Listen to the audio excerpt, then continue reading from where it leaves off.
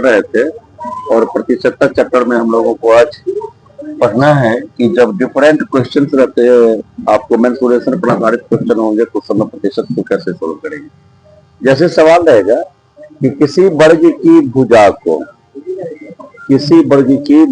को अगर 10% बढ़ा दिया गया, अगर 10% बढ़ा दिया जाता है तो उसके क्षेत्रफल में क्या परिवर्तन आएगा। बढ़ा दिया जाता है तो उसके क्षेत्रफल में क्या परिवर्तन आएगा। तो क्योंकि इस वीडियो की जो शुरुआत हुई थी, जब प्रतिशत चैप्टर हुआ था, तो उसमें हमने कहा था कि प्रतिशतता एक ऐसा चैप्टर है जिसका प्रयोग मेंसुरेशन में, क्षेत्रफल में या अन्य चीजों की आइडेंटिटी में भी होता है।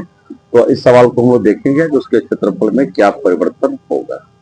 क्वेश्चन हमारा बहुत आसान है। ऐसे क्वेश्चंस जब आपके पास में रहेंगे तो जो भी यूनिट हो उस यूनिट को आप स्वीकार करेंगे। जैसे यहाँ पर फिगर हमारे पास में वर्ग की भुजा, तो हमको वर्ग पर चलना है। अगर कहीं सवाल में आएगा आयत की लंबाई चौड़ाई या कभी त्रिभुज में या कभी वृत्त में, तो आपको वहां पर जो फॉर्मूला होता है फॉर्मूला आपको ब्रेन में रहना चाहिए। तो पहला यहाँ पर है कि वर्ग की भुजा को अगर बढ़ा दिया जाए तो हम मानेंगे कि पहला स्टेप लेंगे, वर्ग की भुजा बराबर ए इकाई हम मान लेते हैं, ए इकाई। अब वर्ग की भुजा बराबर जब हम ए इकाई मान लेते हैं तो वर्ग का क्षेत्रफल बराबर क्या हो जाएगा, वर्ग के क्षेत्रफल बराबर, क्योंकि हम जानते हैं भुजा स्क्वायर होता है, तो यहाँ पर हम करेंगे ए का होल स्क्वायर वर्ग इकाई। अब यहाँ पर हमारे पास जवाब आ जाएगा ए स्क्वायर वर्ग इकाई, ए स्क्वायर वर्ग इकाई।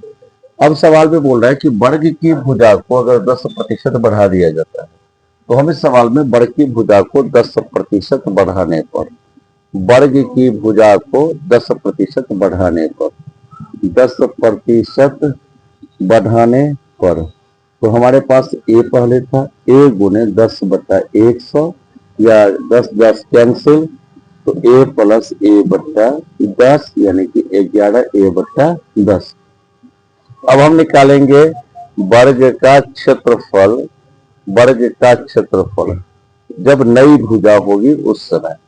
नई भुजा पर वर्ग का क्षेत्रफल कितना आ जाएगा, 11a/10 का वर्ग निकालेंगे तो 11 गुने 11 121 ए स्क्वायर बाय 100 वर्ग इकाई।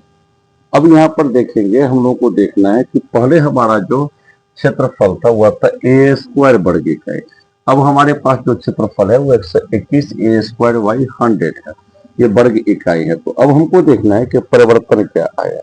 तो परिवर्तन निकालने के लिए जो बाद में आया है 121 a square by 100 minus a square. अब इसको अगर हम सॉल्व करते हैं तो 121 a square minus 100 a square by 100 आ जाएगा ये। तो अब इसको सॉल्व करेंगे तो 21 ए स्क्वायर बाई 100 आ जाएगा।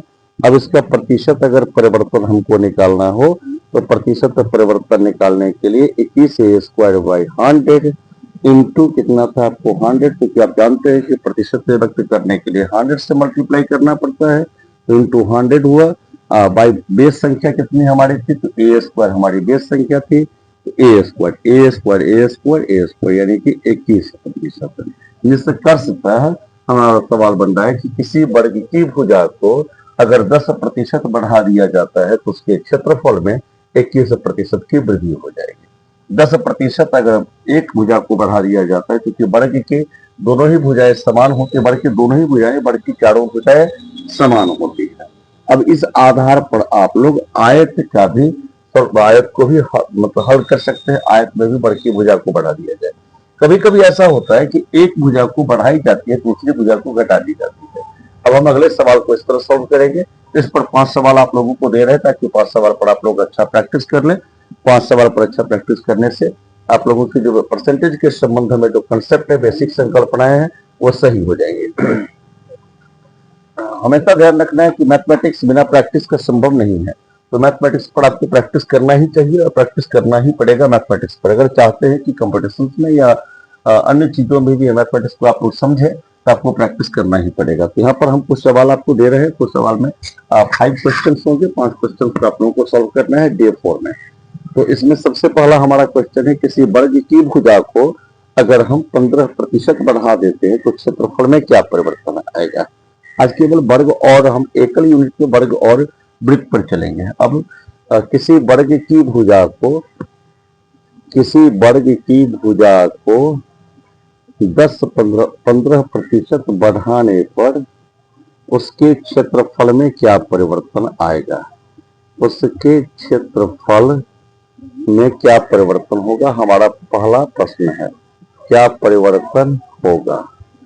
अब हमारा दूसरा प्रश्न है कि अगर किसी वृत्त की त्रिज्या को 20%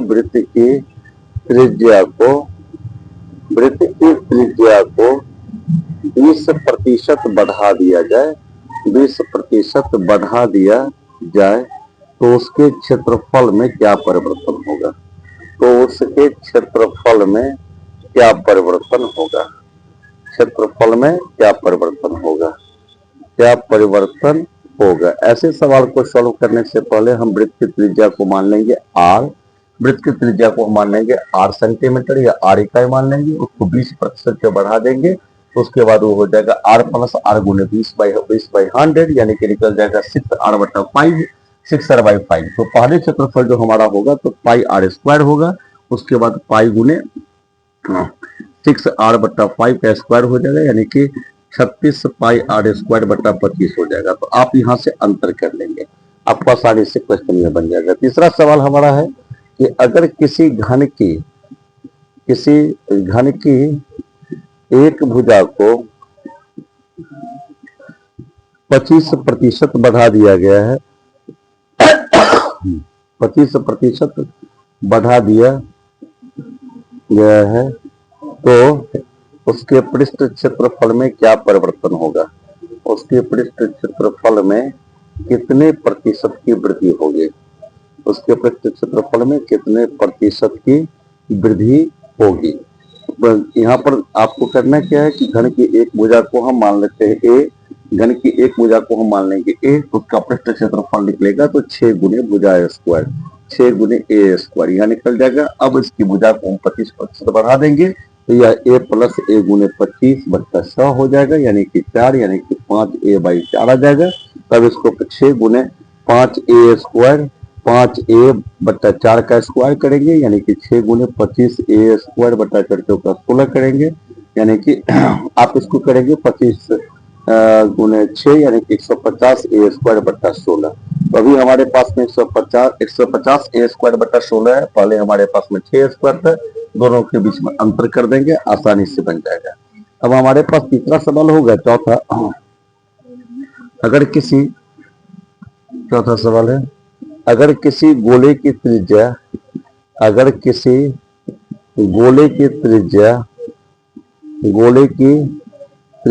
को 10% बढ़ा दिया गया, 10% बढ़ा दिया गया तो उसके आयतन में कितने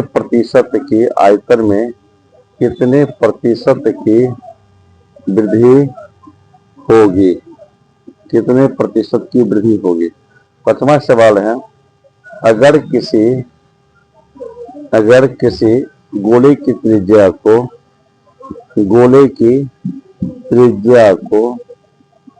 20% घटा दिया गया तो उसके पृष्ठ क्षेत्रफल में कितने प्रतिशत की कमी आएगी? कितने प्रतिशत की कमी आएगी? कुल मिलाकर के सवाल को फिर से एक बार पढ़ रहे हैं ताकि आप लोग उसको टैग कर ले, मिला ले। किसी वर्ग की भुजा को 15% बढ़ाने पर उसके क्षेत्रफल में क्या परिवर्तन होगा? दूसरा हमारे पास क्वेश्चन है, अगर किसी वृत्त की त्रिज्या को 20% बढ़ा दिया जाए तो उसके क्षेत्रफल में क्या परिवर्तन होगा? तीसरा है, किसी घन की एक भुजा को 25% बढ़ा दिया गया है तो उसके पृष्ठ क्षेत्रफल में कितने प्रतिशत की वृद्धि होगी? चौथा सवाल है, अगर किसी गोले की त्रिज्या को 10% बढ़ा दिया गया तो उसके आयतन में कितने प्रतिशत की वृद्धि होगी? ध्यान रखना है, गोले का आयतन का फॉर्मूला होगा 4/3 पाई r क्यूब, 4/3 पाई r क्यूब, इसको ध्यान रखना है। कि 4/3 पाई आर क्यू के फॉर्मूले पर इसको ले जाएंगे। अगर किसी गोले की त्रिज्या को 20% घटा दिया गया, यहाँ पर त्रिज्या को पहले मान लेंगे आर, इसको माइनस कर देंगे तो आर माइनस आर गुने 20/100 हो जाएगा, 4r/5 आ जाएगा, 4r/5 आ जाएगा। यहाँ पर 20% से घटा दिया जाए तो उसके क्षेत्रफल में कितने प्रतिशत की कमी होगी, क्षेत्रफल का फॉर्मूला होगा 4πr²। अभी तक जो भी सवाल हमारा है सिंगल डायमेंशन का, डबल डायमेंशन में हम चलते हैं, वहां पर भी देखते हैं कि किस तरह का सवाल आपके पास में होगा। 5 सवाल को आप लोग नोट कर लेंगे और इसको प्रैक्टिस करेंगे। सवाल आप लोगों ने सुना, किसी बड़ की भुजा को 15% बढ़ाने पर उसके क्षेत्रफल में क्या परिवर्तन होगा। दूसरा है, अगर किसी वृत्त की त्रिज्या को 20% बढ़ा दिया जाए तो उसके क्षेत्रफल में क्या परिवर्तन होगा। तीसरा है, किसी घन की भुजा को 25% बढ़ा दिया गया है तो उसके प्रश्न क्षेत्रफल में कितने प्रतिशत की वृद्धि होगी। चौथा है, अगर किसी गोली की त्रिज्या को 10% बढ़ा दिया जाए तो उसके आयतन में कितने प्रतिशत की वृद्धि होगी। अगर किसी गोले की त्रिज्या को 20% घटा दिया गया तो उसके क्षेत्रफल में कितने प्रतिशत की कमी आएगी। अब एक सवाल कभी कभी आप लोगों के पास में इस तरह का आएगा, कभी कभी इस तरह का सवाल आएगा। पहला सवाल यहाँ पर यह है कि किसी आयत की लंबाई को 20% बढ़ाया गया, 20% बढ़ाया गया और चौड़ाई को 10% घटा दिया गया, 10% घटा दिया गया, क्योंकि दो वेरिएबल्स है। इसमें सवाल ऐसा भी हो सकता है कि 20% बढ़ा दिया गया, इसमें 10% बढ़ा दिया गया। हम यहाँ पर बढ़ाने पर और घटाने पर बढ़ा रहे हैं। घटा दिया गया तो उसके क्षेत्रफल में कितने प्रतिशत की कमी आएगी, क्षेत्रफल में कितने प्रतिशत का परिवर्तन होगा, कितने प्रतिशत का परिवर्तन होगा। अब इस सवाल को हम एक काम कर देते हैं कि 20% बढ़ाया गया तो 20% घटा दिया गया कर देते हैं, इससे तो प्रतिशत का परिवर्तन होगा। ऐसे सवाल जब रहेंगे तो क्योंकि हम जानते हैं कि आयत में लंबाई और चौड़ाई अलग अलग होती है तो हमको दोनों ही टर्म को एज्यूम करना होगा। तो माना कि आयत की लंबाई बराबर, सवाल हमारे पास आएगा आयत की लंबाई बराबर, हम मान लेंगे आयत की लंबाई बराबर x इकाई मान लिया, आयत की लंबाई बराबर। अब आयत की चौड़ाई बराबर हमने माना तो y इकाई मान लिया, y इकाई। अब इसका क्षेत्रफल निकलेगा तो कितना जाएगा, xy वर्ग इकाई, xy वर्ग इकाई इसका क्षेत्रफल निकल जाएगा। अब देखना है आपको, जो आयत की लंबाई को 20% बढ़ाया गया, आयत की लंबाई को 20% बढ़ाने पर, 20% बढ़ाने पर, पहले हमारा आयत कितना था, लंबाई कितनी थी x में x गुना 20% बढ़ाइए, 20 से 5 यानी कि x प्लस x/5 यानी कि 6x/5, 6x/5 इकाई आपके पास में आई। अब उसके बाद क्या है, क्षेत्रफल चौड़ाई को 10% घटा दिया गया, आयत की चौड़ाई को 10% घटाने पर, चौड़ाई को 10% घटाने पर हमारे पास क्षेत्रफल जो यहाँ पर आ जाए, घटाने पर जो आ जाएगी चौड़ाई, तो y माने थे हम चौड़ाई को, y माइनस वाई गुने 10/100 यानी कटेगा 10, y माइनस y/10 यानी कि 9y/10। इसको आप समझ रहे हो कि 9y/10। अब यहाँ पर 9y/10 आपके पास में आया, इसका ये चौड़ाई हो गया, ये इकाई हो गई चौड़ाई की। अब इसका क्षेत्रफल अगर निकालेंगे, क्षेत्रफल निकालेंगे 6x/5 इंटू 9y/10। अब अगर इसको सॉल्व करना है सिंपल में, इसको 3 और इसको 5 2 से डिवाइड कर रहे हैं तो 2 गुने 3 और 2 गुने 5 यानी कि अब इसको सॉल्व करेंगे तो 27xy/5 बचे 25। अब पहले हमारा क्षेत्रफल कितना था, xy था, अब हमारे पास कितना है 27xy/25, यहाँ पर वर्ग इकाई है। तो हमको ये बढ़ा हुआ लग रहा है, बढ़ा हुआ कैसे समझेंगे, जो बढ़ा हुआ है ये xy है और ये 27xy/25 है, इसको कैसे समझेंगे, जो बढ़ा हुआ ज्यादा ये है। तो देखिए 25 अगर रहता तो 1 के बराबर होता है, ये 25 से ज्यादा है इसलिए बढ़ा हुआ है। तो अब इसमें अंतर निकालेंगे, परिवर्तन निकालिए, परिवर्तन हमारे पास में कितना हो जाएगा 27xy/25 माइनस xy, या बाई 1, यानी कि सॉल्व करेंगे तो इसको 25 आ जाएगा। 27xy माइनस 25xy यानी कि 2xy बटा 25, 2xy बटा 25 वर्ग इकाई आ जाएगा 2xy बाई 25। अब हम इसको प्रतिशत परिवर्तन के रूप में अगर निकालना चाहे तो प्रतिशत परिवर्तन के रूप में अगर हम इसको निकालते हैं तो प्रतिशत परिवर्तन के रूप में अगर निकाला जाएगा प्रतिशत परिवर्तन के तौर पर अगर इसको सॉल्व करेंगे हम तो परिवर्तन हमारा कितना है 2xy बाई 25 इंटू 100। अब बेस संख्या हमारे पास में कितनी थी, बेस थी हमारे पास में xy, क्योंकि xy ही पहले क्षेत्रफल था तो xy ये कटा है 25, 4 4 गुना 8%, तो क्षेत्रफल 8% बढ़ा रहेगा, क्षेत्रफल 8% बढ़ जाएगा। तो कुल मिलाकर के सवाल को आप ऐसे लिख सकते हैं, सवाल तो आपके पास से पहले से था तो उसका सॉल्यूशन आपके पास में 8% आया, यानी किसी आयत की लंबाई को 20% बढ़ाने पर, चौड़ाई को 10% घटाने पर उसके क्षेत्रफल में 8% की वृद्धि होगी। तो हम इस पर भी, इस पैटर्न पर भी 5 सवाल देते हैं जहां पर कि 2 वेरिएबल्स होंगे, इसको भी आप लोग सॉल्व करेंगे।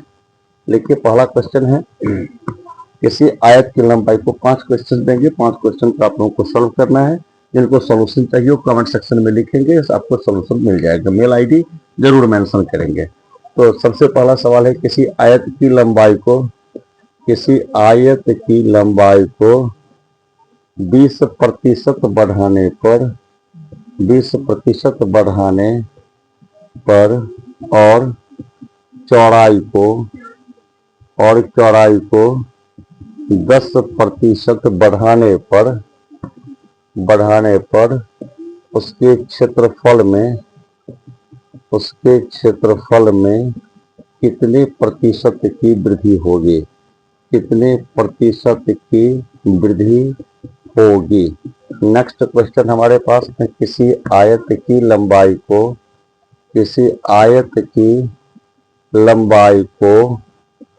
30% घटाने पर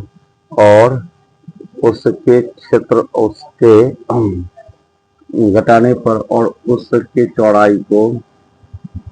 उसके चौड़ाई को 20% बढ़ाने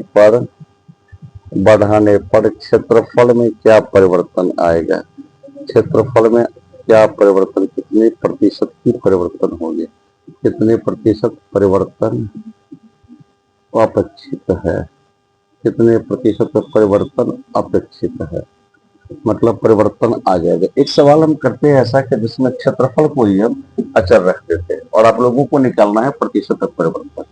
तीसरा सवाल है, किसी आयत की लंबाई को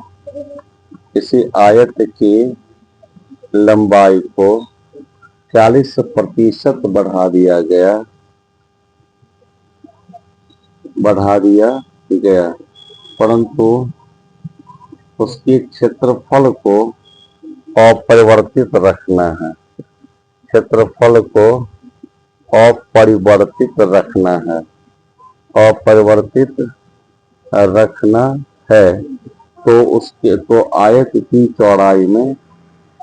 की चौड़ाई में कितने प्रतिशत की कमी करनी होगी, कितने प्रतिशत की कमी करनी होगी। एक सवाल आपको देते हैं, बेलन पर आधारित घनाभ पर कर देते हैं। घनाभ की लंबाई चौड़ाई एवं ऊंचाई को क्रमशः लंबाई चौड़ाई एवं ऊंचाई को क्रमशः 20%, 30% एवं 40% बढ़ा दिया गया, 40% बढ़ा दिया गया तो उस घनाभ के कुल पृष्ठ क्षेत्रफल में कितने प्रतिशत की कमी होगी, कितने प्रतिशत की वृद्धि होगी, कितने प्रतिशत की वृद्धि होगी। इस सवाल में आपको तीनों कांस्टेंट को मानना है x y z करके, आपको आसानी से बन जाएगा। कितने प्रतिशत की वृद्धि होगी। पांचवा सवाल है, किसी कमरे की लंबाई को 20% बढ़ा दिया गया, 20% बढ़ा दिया गया। चौड़ाई को और चौड़ाई को और चौड़ाई को 30% घटा दिया गया, 30% घटा दिया गया तथा ऊंचाई को 20% बढ़ा दिया गया। तो कमरे के कुल क्षेत्रफल में यहाँ चारों दीवारों के क्षेत्रफल से मेरा आशय है, चारों दीवारों के क्षेत्रफल में कुल क्षेत्रफल में कितने प्रतिशत की वृद्धि अथवा कमी होगी, वृद्धि अथवा कमी होगी, वृद्धि अथवा कमी होगी। इस सवाल को आपको सॉल्व करेंगे, अच्छे प्रैक्टिस करेंगे। अच्छे प्रैक्टिस करने के बाद आपके पास सॉल्यूशन जो जिनको चाहिए कमेंट सेक्शन में अपना लिखेंगे, आंसर भी मिलेगा, सॉल्यूशन भी मिलेगा। इस क्वेश्चन को आप लोग नोट करें।